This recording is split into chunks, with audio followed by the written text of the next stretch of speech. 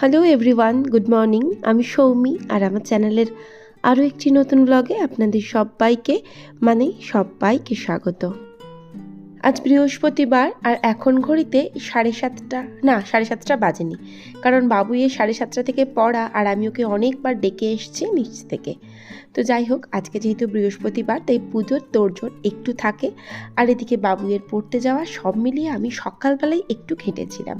তো তাও বাবুই পড়তে চলে যাওয়ার পর আমি ঠাকুর ঘরে চলে এসেছিলাম আর ও বেরিয়ে গেল আর চাবিটা দরজায় দিয়ে ছুঁড়ে দিয়ে চলে গিয়েছিল। এটা হচ্ছে আমার বাড়ির সিস্টেম। তো যাই হোক, ও পড়তে চলে গেল আর আমি শান্ত মনে চলে এলাম ঠাকুর ঘরে আর সেখানে পুজোটা কমপ্লিট করে নিচ্ছিলাম।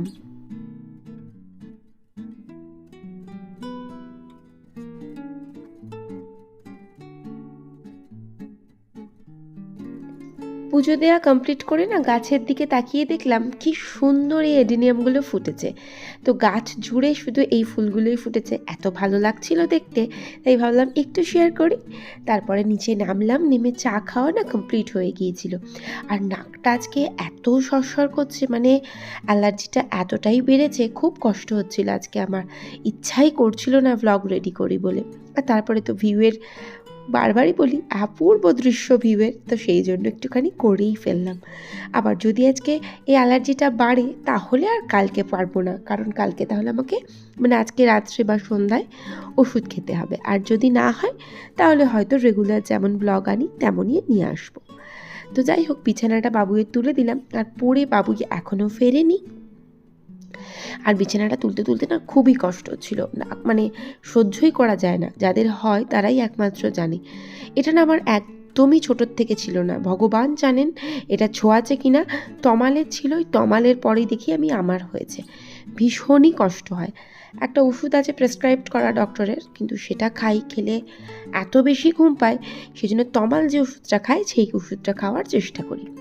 তো ওই ঘরে বিছানাটা তুলে দিয়ে চলে এলাম আমি এই ঘরে, আর এই ঘরের বিছানাটাও ভালো করে গুছিয়ে দিই।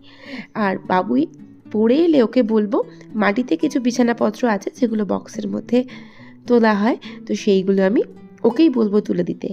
এর বেশি নাড়াচাড়া করে বক্স ফক্স খুললে আরও আমার হাতছো শুরু হয়ে যাবে।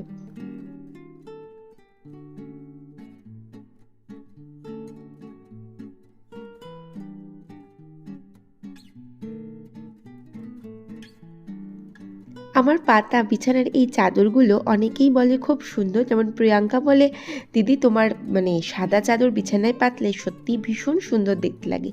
একদমই ঠিক বলেছো প্রিয়াঙ্কা, এটা সত্যি কথাই। সাদা চাদর বিছানায় পাতলে বা লাইট কালারের চাদর বিছানায় পাতলে ঘরটার শোভাই বদলে যায়। তো যাই হোক, বিছানাপত্রগুলো পেতে দিলাম। আর বাবুই আজকে ব্রেকফাস্টে বলেছে ওটস খাবে, আর আমারও সেটাই ইচ্ছা ছিল। তবে ফ্রিজ খুলে দেখলাম দুদিনের একটা বাসি আলু চচ্চড়ি আছে, তো সেটা আমি ছাড়া কেউ খাবে না, ফেলতে খুব গায়ে লাগছিল।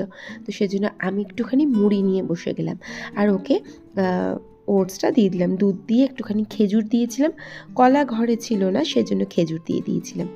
তমাল বাজারে গিয়েছিল, মাছ নিয়ে এসেছে, একটুখানি চিকেন নিয়ে এসেছে, তো সেটাকে সাইড করে রেখে দিলাম। আর কিছু বাসন পড়েছিল, সেটা আগে মাজতে শুরু করলাম।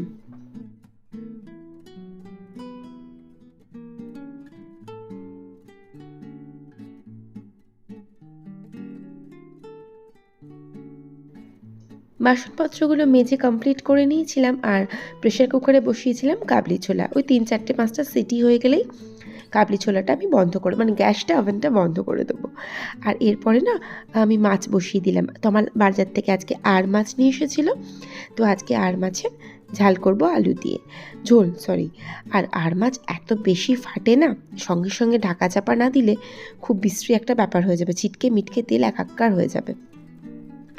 তো এইদিকে আমি আর মাছের ঝোলটা আলুটা দিয়ে নাড়াচাড়া করতে করতে যা মশলা লাগে, একটুখানি কাঁচা লঙ্কা, একটু হলুদ গুঁড়ো, ধনে জিরে গুঁড়ো অল্প করে দিয়ে আলুটা ভালো করে কষিয়ে জল ঢেলে দিয়েছিলাম।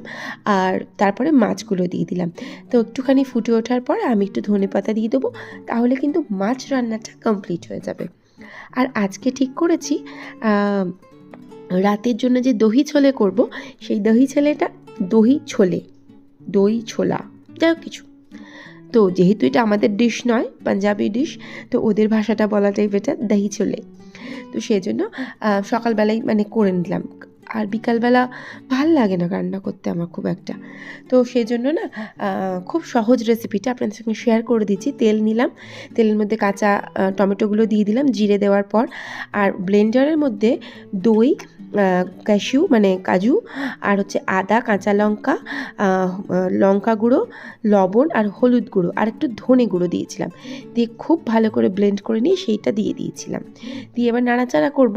তো ততক্ষণে আমি একটুখানি ভাতের ফ্যানটা উপর দিয়ে নিচ্ছিলাম। তো যখন ভালো করে নাড়াচাড়া করার পর যখন এরকম তেল ছেড়ে দেবে, তখন আমি এর মধ্যে দিয়ে দেবো একটুখানি ছোলে মশালে। তো তারপরে দিয়ে দেবো একটুখানি ফ্রেশ ক্রিম, না থাকলে দুধের সর। দুধের সরটা দেওয়ার সাথে সাথেই আমি দিয়ে দিলাম এই ছোলাগুলো। তো কাবলি ছোলা, এটা আমি সেদ্ধ করেছিলাম একটু হলুদ, লবণ আর গোটা গরম মশলা, তেজপাতা দিয়ে। তো ভালো করে সেদ্ধ হয়ে যাওয়ার পর ওটা ঢেলে দিলাম এর মধ্যে, দিয়ে একটু ভালো করে নাড়াচাড়া করব। তাহলে ঠিক এরকম তেলটা ছেড়ে আসবে, খেতে কিন্তু সুপারব হয়। আর এরকম লাস্টে নামানোর আগে একটুখানি ধনেপাতা কুচি দিয়ে দিলাম। আর দেখতে কিন্তু ঠিক এরকম হয়েছিল, রুটি পরোটার সাথে জাস্ট জমে যাবে। রান্না যেহেতু কমপ্লিট এবার আমার, তো গ্যাস, ওভেন, কাউন্টার টপ সব পরিষ্কার করে ফেলি। তো এগুলো ভালো করে রান্নাঘর পরিষ্কার করে নিয়েছিলাম। আর বাসন তো দেখতেই পেলেন, বেশ সব বাসন আমি মেজে নিয়েছিলাম। আর তমাল বাজারে গিয়েছিল, তো সেই জন্য সমস্ত সবজিগুলো ফ্রিজের মধ্যে ভাবলাম তুলে দেবো, তো ওই জন্য ধুয়ে একদম পরিষ্কার করে নিয়েছিলাম। শুকিয়েও গিয়েছিল, যা গরম। তো এই গরমের দিনে না এইভাবেই আনাজগুলো সব ফ্রিজের মধ্যে আমি গুছিয়ে রেখে দিই। একদম খারাপ হওয়ার কোনো চান্সই থাকে না, একদম ফ্রেশ থাকে। এরকম কন্টেনারের মধ্যে ভরে রেখে দিলে একদম আনাজগুলো ফ্রেশ থাকে।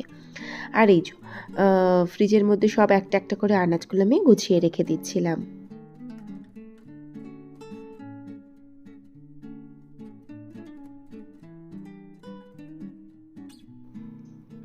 আপনারাও কিন্তু চাইলে এরকম কন্টেনার ইউজ করতেই পারেন।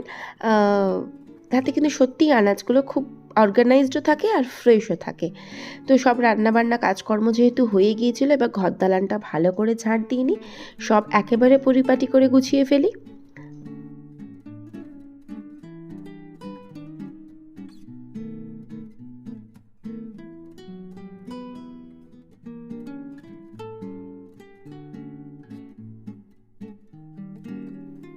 তো ঘর দালান ঝাড় দেওয়া হয়ে গেলে আমি নিজে একটু ফ্রেশ হয়ে নেবো, বাস তাহলে কিন্তু এই বেলার মতন কাজ শেষ।